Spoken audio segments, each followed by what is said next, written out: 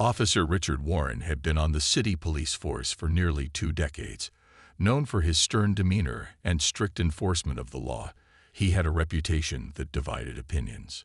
Some saw him as a fearless officer, while others whispered about his unfair treatment of certain groups in the community. But nothing could prepare him, or the city, for what happened on that fateful night. It was a quiet evening in downtown Riverton. The streets were bustling with people heading home from work or enjoying the local cafes. Among the crowd was Thomas Herrera, the city's internal affairs chief. However, no one recognized him, not even the officers who worked under him. Herrera was in disguise, wearing casual clothes and a baseball cap, blending in with the crowd. He was conducting a secret operation to observe how officers treated civilians without knowing they were being watched. As Herrera walked along the sidewalk, he noticed Officer Warren nearby, leaning against his patrol car. Warren's sharp eyes scanned the area, watching people pass by. Suddenly, Warren's attention fixed on Herrera. Suspicious of the man's casual demeanor and the bag he was carrying, Warren approached him with an air of authority. "Hey, you! Stop right there!" Warren commanded, his voice firm and loud enough to draw the attention of nearby pedestrians. Herrera froze, realizing that he had become Warren's target. Keeping his cool, he calmly responded, "Is there a problem, officer?" Warren didn't answer immediately. Instead, he stared Herrera down, his hand resting on the holster of his gun. "What's in the bag?" he demanded. Herrera raised his hand slightly to show he wasn't a threat. "It's just some groceries," he replied, keeping his tone respectful. But Warren didn't back down. His suspicions grew, and the situation escalated quickly. Warren pulled out his gun and aimed it directly at Herrera. "Drop the bag and get on the ground," Warren yelled, his voice shaking with intensity. The crowd around them gasped, some pulling out their phones to record the scene. Herrera tried to defuse the situation.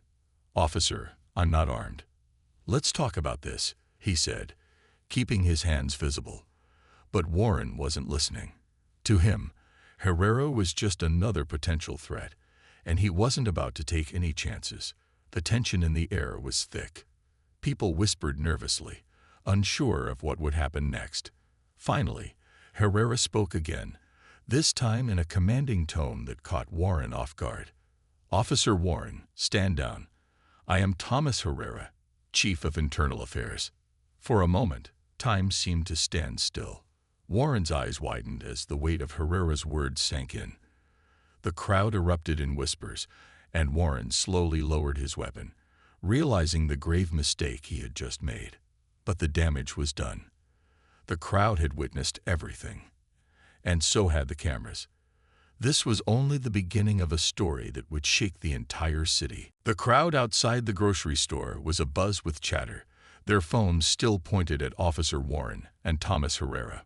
Warren's face turned pale as the reality of the situation hit him. He had just aimed his weapon at the Chief of Internal Affairs, one of the most respected figures in the city's police force. "Chief Herrera," Warren stammered, his voice barely audible. The authority he had exuded moments ago vanished entirely. I didn't know." "You didn't know because you weren't paying attention," Herrera interrupted, his voice firm but calm. "This could have been anyone from this city, Officer Warren. How often do you act this way with civilians?" Warren didn't answer.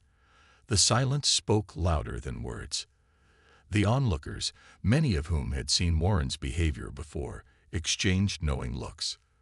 This wasn't the first time he had acted aggressively, but it might be the last.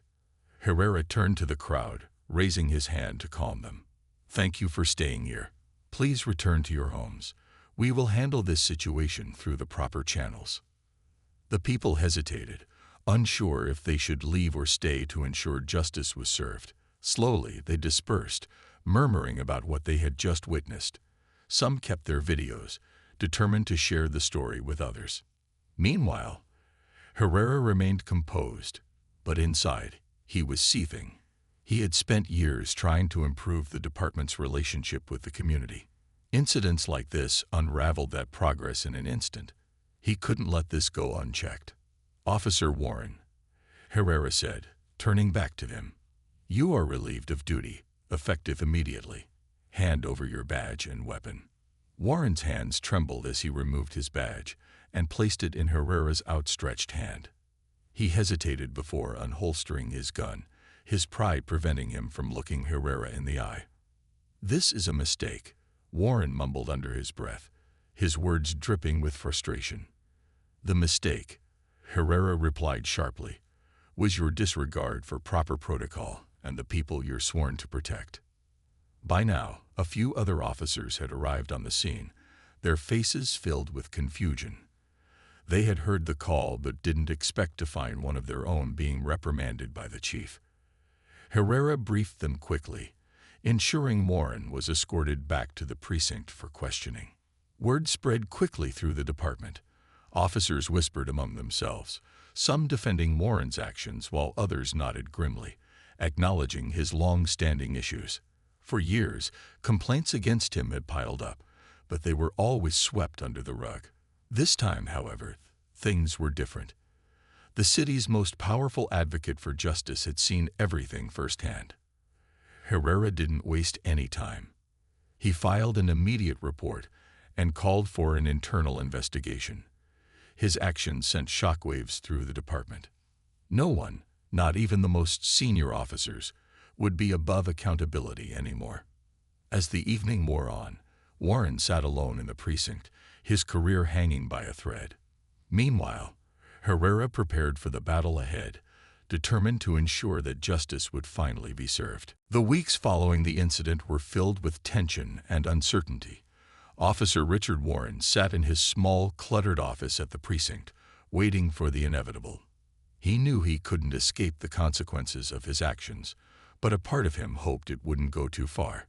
He had been a part of the department for years, and he believed his long service and experience should count for something.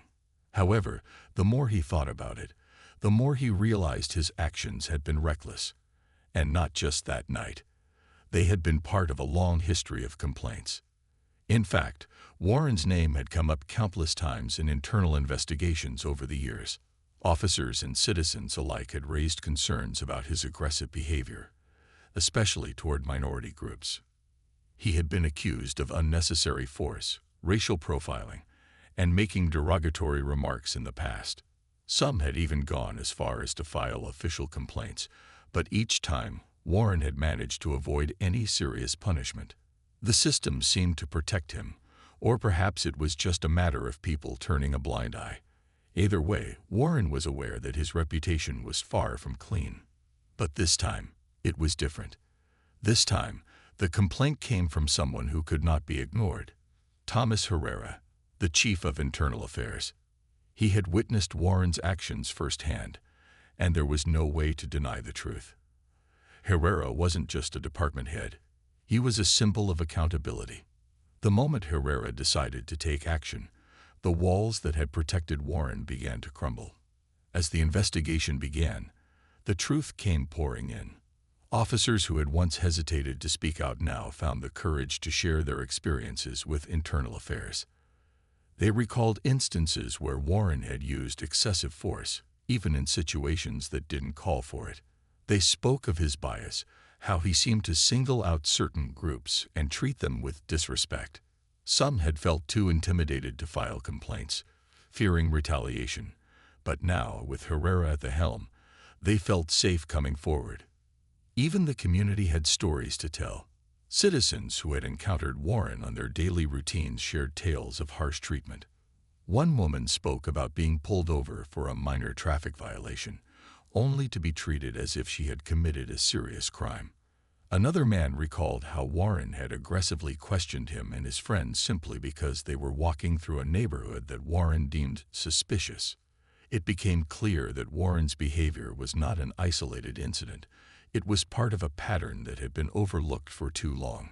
The more people came forward, the more it became apparent that Warren's actions were not just one-off mistakes, but part of a troubling trend.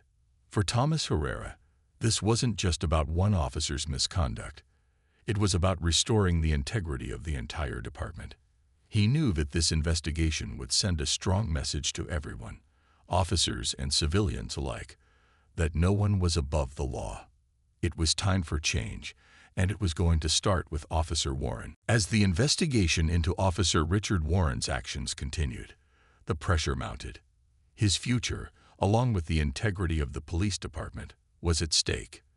The truth was becoming clearer with each passing day. Officer Warren was facing more than just a reprimand. He was facing a trial that could change everything. Word of the incident had spread quickly throughout the city. The media, always eager for a dramatic story, picked up on the details of the encounter between Warren and Thomas Herrera. News outlets covered the trial in great detail, capturing the attention of the public. Many citizens were eager to see how the justice system would handle this case, especially after years of complaints against Warren that had never been fully addressed. There was a sense of hope that this time, things would be different.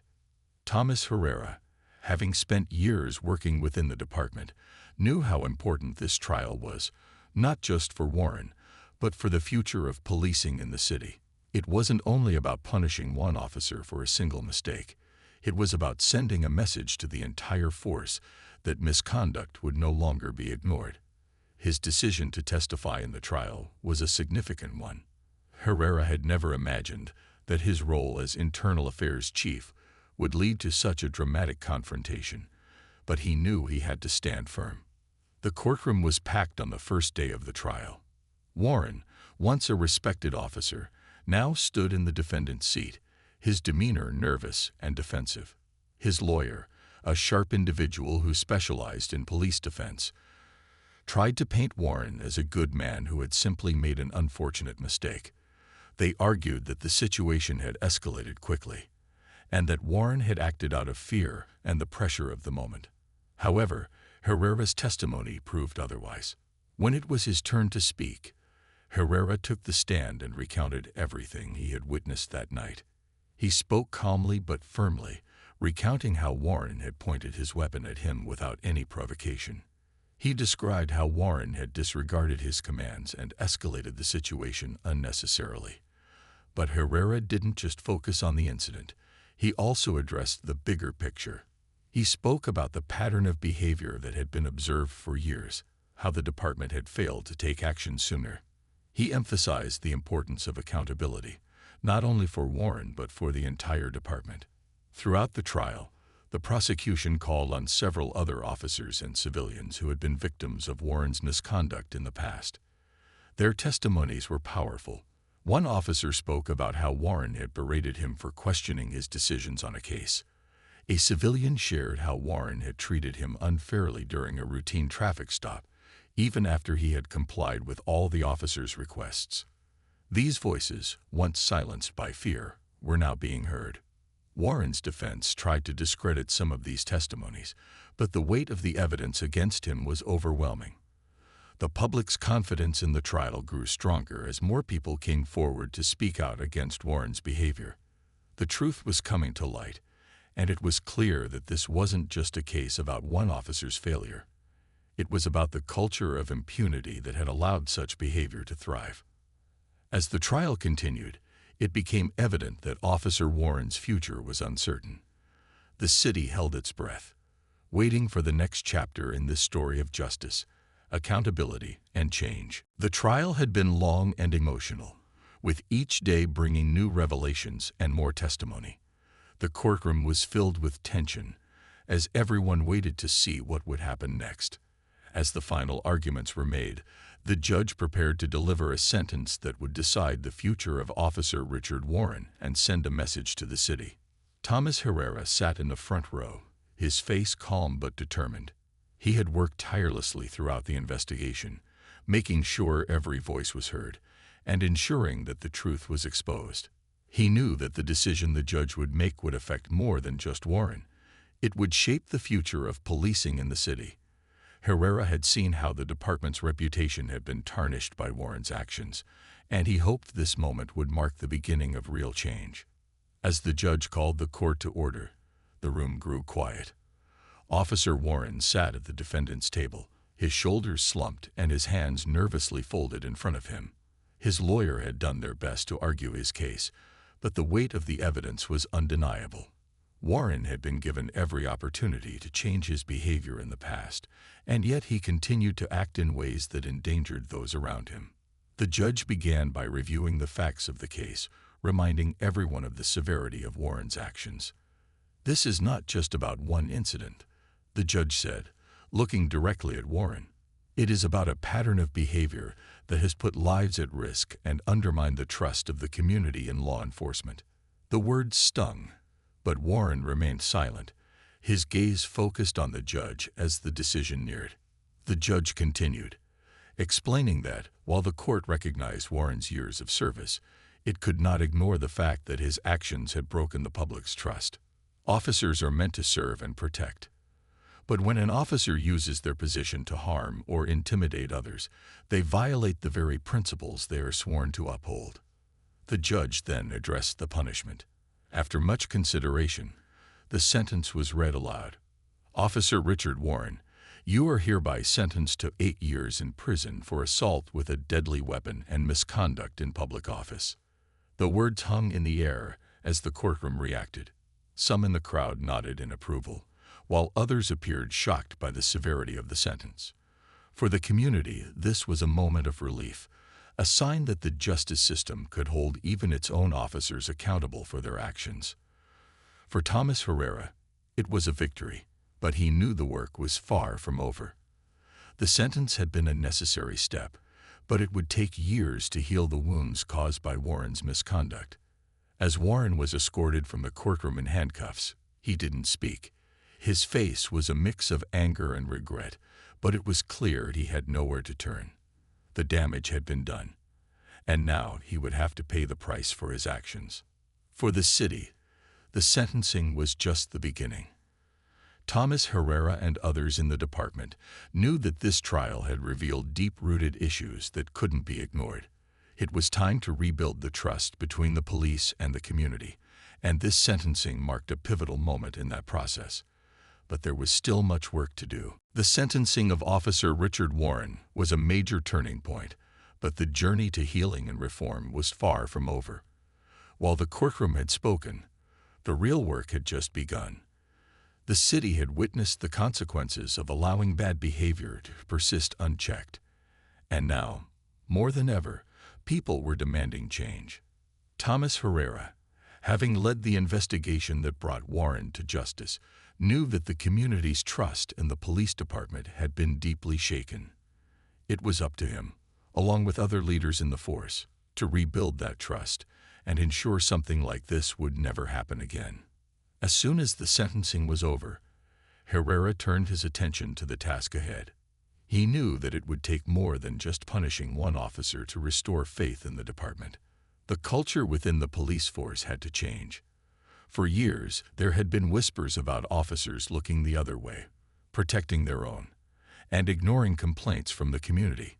It was time for a new approach, one that focused on accountability, transparency, and respect for every person in the city. The first step in the reform process was to implement new training programs. The department had long relied on outdated methods, but Herrera was determined to change that. He brought in experts to design a series of workshops aimed at teaching officers how to recognize their own biases and improve their interactions with civilians. The goal was to build empathy and understanding, not just among the officers, but within the entire department. The training wasn't easy. Some officers were resistant to the new ideas, unwilling to acknowledge that their actions or attitudes might have contributed to the problem. But Herrera was firm in his belief that this was necessary. "We're not just learning to be better officers," he told them. "We're learning to be better people. If we can't respect the people we serve, then we're failing at the very core of our jobs." Alongside the new training programs, Herrera pushed for greater oversight. He worked to establish an independent review board that would be able to investigate complaints against officers more thoroughly and without bias. This was a significant move, as it meant that officers like Warren, who had slipped through the cracks for so long, would no longer be able to abuse their power without consequences. As word spread about the department's new direction, the community began to take notice. Many people who had once been fearful of the police now felt that their voices could be heard. They saw that the department was taking steps to acknowledge the problems and make real changes. For the first time in a long time, there was a glimmer of hope that things could improve. However, the road ahead was still filled with challenges. Some officers continued to push back against the reforms, and there were moments when the old ways of thinking seemed hard to shake. But Herrera remained resolute. "This is not just about changing the department," he said to his team. "It's about changing the way we think and act, and that starts with each and every one of us." In the weeks that followed, the department began to see small improvements. The new training programs were having an effect, and the community, while cautious, was beginning to respond more positively. Herrera knew that it would take time, but he was confident that the changes had set the department on the right path.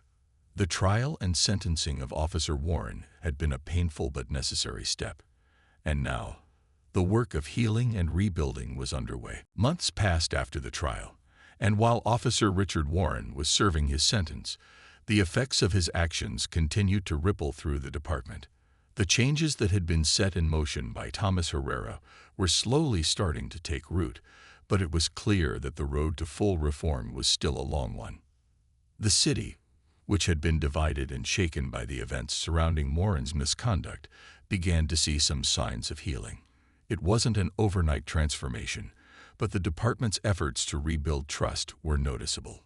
More and more officers embraced the new training programs, and for the first time in a long time, the department was openly discussing issues like bias, accountability, and the need for better community relations. For Herrera, the journey had been both challenging and rewarding.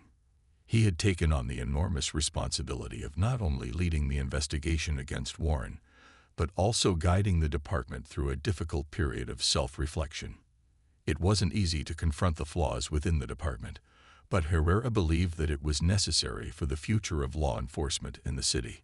One of the most difficult aspects of the process was dealing with the resistance from a few officers who still clung to the old ways. These officers were used to the status quo and viewed the reforms as unnecessary or even threatening.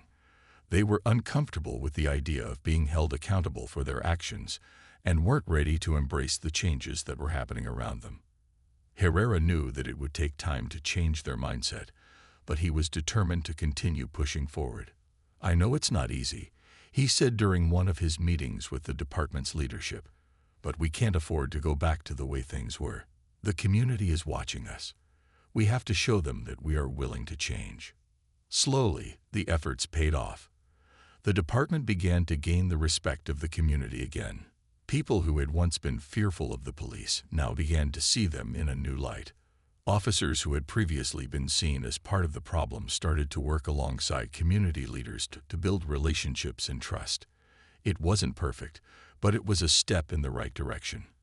As time went on, Herrera reflected on the broader impact of the case. It wasn't just about holding one officer accountable for his actions. It was about sending a message that everyone in the department, from the lowest-ranking officers to the highest, was responsible for their behavior. It was about changing the culture of policing in the city, a culture that had long been characterized by secrecy and a lack of transparency. For the city as a whole, the trial and its aftermath served as a wake-up call. It made people realize that the power given to law enforcement came with great responsibility. And while there were still challenges ahead, the community was more engaged than ever before. People knew that they could no longer sit back and allow bad behavior to go unchecked. Thomas Herrera's leadership had made a lasting impact on the department, and while the scars from Warren's actions would never fully disappear, the city began to heal. There was hope that the future could be different, and that real change was not only possible but happening before their eyes. As the months turned into a year, the city began to see significant changes within the police department.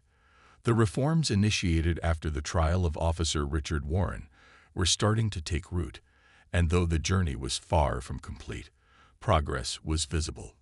Thomas Herrera, who had led the charge for accountability, felt a growing sense of pride in the department's ability to evolve, despite the challenges it had faced. The new training programs that had been implemented were now fully operational. Officers who had once been resistant to the idea of examining their biases were beginning to see the value of understanding their community better. The workshops on empathy, communication, and respect were no longer just a formality. They had become an integral part of an officer's career. The department was also working more closely with community organizations, listening to the concerns of local residents and addressing them head-on. It was a stark contrast to the past, when many felt their voices had been ignored. But it wasn't just about training and policy changes. The department's leadership, led by Herrera, had fostered an environment of openness and transparency. Officers who had once feared speaking out against their peers now felt encouraged to do so. Herrera's insistence on accountability was starting to shift the culture of the department. It was becoming a place where honesty was valued, and where officers were held to the highest standards of conduct. One of the biggest challenges the department faced was regaining the trust of the community. The damage caused by Officer Warren's actions couldn't be undone overnight. Some residents remained skeptical, uncertain if the changes were just a temporary fix. But as more officers embraced the new approach and demonstrated a genuine desire to rebuild relationships, the community began to see a difference. People who had once been afraid to approach the police now found themselves engaging in conversations with officers, sharing their concerns, and offering suggestions for improvement. The barriers between law enforcement and civilians were slowly starting to fade. Throughout all of this, Thomas Herrera remained focused on the long-term goal of creating lasting change. He understood that a single trial, no matter how significant, was not enough to solve the deep-rooted issues that had plagued the department for years. But it was a start, and Herrera believed that the city was on the right path. He often reminded his colleagues that the work they were doing was not just about fixing past mistakes. It was about shaping a better future for the next generation. "We are creating something better, not just for us, but for everyone who lives in this city," Herrera said during one of his many speeches to the department. "This is not just about making the police better, it's about making this community stronger." As time went on, the department's reforms were recognized not only within the city but also by other law enforcement agencies across the country. The changes were seen as a model for how departments could evolve and improve, and Herrera's leadership became a source of inspiration for many. While there was still work to be done, there was hope. The city was moving forward, slowly but surely, toward a more just and accountable future. The city had come a long way since the trial of Officer Richard Warren. It had been a year since the sentencing, and while the scars from the past were still visible, the community had begun to heal. The police department, under Thomas Herrera's leadership, had made great strides in rebuilding trust with the people it was meant to serve and protect. The work was not yet done, but the progress was undeniable. Thomas Herrera often found himself reflecting on how much had changed. At first, it had seemed like an impossible task to turn things around. The department was fractured, the community was distrustful, and the legacy of Officer Warren's actions hung over them like a dark cloud. But through hard work, determination, and a commitment to accountability, the city had begun to see that change was possible. Herrera's focus on education, transparency, and empathy had slowly shifted the culture of the department, and for the first time in years, there was a real sense of hope for the future. The community was no longer divided by fear and suspicion. People who had once felt unsafe now found themselves talking openly with officers, voicing their concerns, and sharing ideas for how to improve their neighborhoods. Officers, too, had begun to open up. They had embraced the new training and were more aware of how their actions impacted the people they served. The old barriers that had once separated the police from the public were starting to break down. Yet, despite the progress, Herrera knew that change was not something that could happen overnight. He was realistic about the challenges ahead. Not everyone in the department had fully embraced the reforms. Some officers still resisted the idea of being held accountable for their actions, and some in the community remained wary, unsure if the changes were genuine or just temporary. But Herrera remained determined, knowing that it would take time for trust to be fully restored. "We're not perfect," he often said during his meetings with officers. We can never be perfect, but we can always strive to be better. And that's what we're doing here. We're learning from our mistakes and building something stronger. Over time, the city's efforts were recognized by others. Law enforcement agencies from other cities came to observe how the department was turning itself around. They saw the power of accountability and the importance of listening to the community. Herrera's leadership had set an example that would ripple out, inspiring other police departments to adopt similar reforms. But for Herrera, the most important impact was the change in the lives of everyday people. The department had gone from being a source of fear to becoming a source of support. The residents who had once felt neglected now had a police force that listened to them, cared about their concerns, and treated them with respect. The partnership between the police and the community had never been stronger. As the city continued to heal and grow, Thomas Herrera could look back with pride at the role he had played in bringing about change. While there was still much work to be done, he knew that they had created a foundation for a future built on trust, respect, and justice.